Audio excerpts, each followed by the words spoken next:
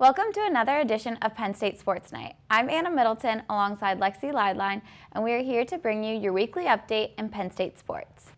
The Penn State women's soccer team had a 2-0 shutout against Iowa this past Sunday, and within 20 minutes into the match, freshman Peyton Linehan nailed a shot from outside the 18-yard box, hitting the lower end of the crossbar and bouncing back out of the goal.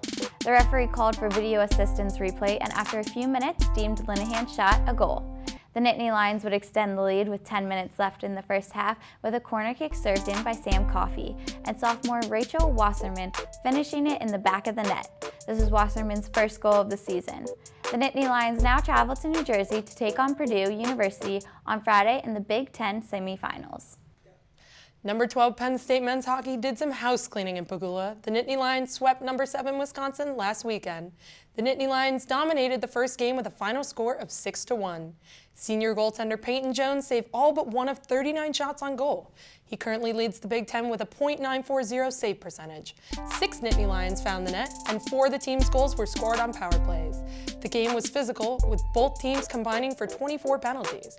In Game 2, it was a constant back and forth, but Penn State junior Sam Sternshine placed the puck in behind the Wisconsin goalie, giving them their first lead of the game.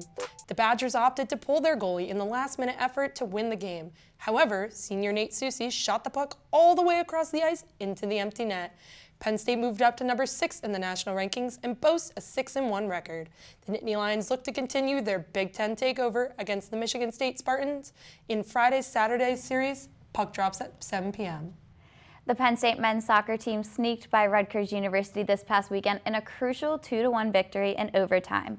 The first half, the game seemed to be with 19 shots total and still tied 0-0. Halfway through the second half, goalkeeper Chris Jakes makes an incredible reactionary save, one could possibly say his best save of the season, to keep the game 0-0. It was within the last 10 minutes of the game that Rutgers would send a ball into the top left corner of the goal and be up 1-0. Less than a minute later, the Nittany Lions would equalize with a goal from freshman Liam Butts.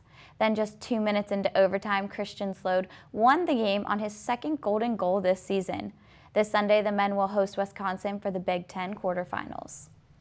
The Penn State basketball season is right around the corner. The men's team looked to clinch their first regular season win against Maryland Eastern Shore this Tuesday in the BJC, their first test that will actually count towards their goal of making it into the NCAA tournament this year. They dominated the charity game against Delaware, but they haven't had a competitor that will really test them yet, and I think they still have a lot to work on. What do you think, Anna? A few weeks ago, the Penn State men's basketball team had a scrimmage against West Virginia. While this game was just a scrimmage, it gave Pat Chambers a look into what he believes is the team's strengths and weaknesses. Going into the 2019-2020 season, the team has depth and raw talent on their side. Coach Chambers believes their weaknesses will be on defense, claiming they need to get tighter, tougher, and more physical.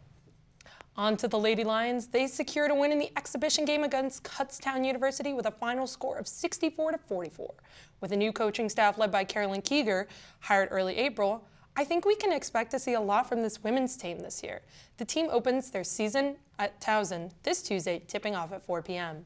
So Anna, what are you looking forward to in sports this week? Well, as much as I want to say it's Minnesota versus Penn State, I'm actually looking forward to LSU versus Alabama at 3:30 this Saturday. I think it will be the game of the weekend, honestly. What about you?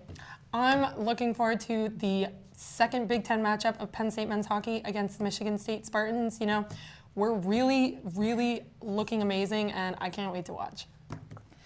Well, that's all we have for this edition of Penn State Sports Update. For Anna Middleton, I'm Lexy Leidlein. Thanks for watching, and have a great night. Thank you for watching our latest edition of Penn State Sports Night. If you're a fan of our content, please be sure to subscribe to our YouTube channel for more clips. Also follow us on Twitter at PSSN TV and on Instagram at PSU Sports Night to keep up with the action. For all my colleagues, we are Penn State Sports Night.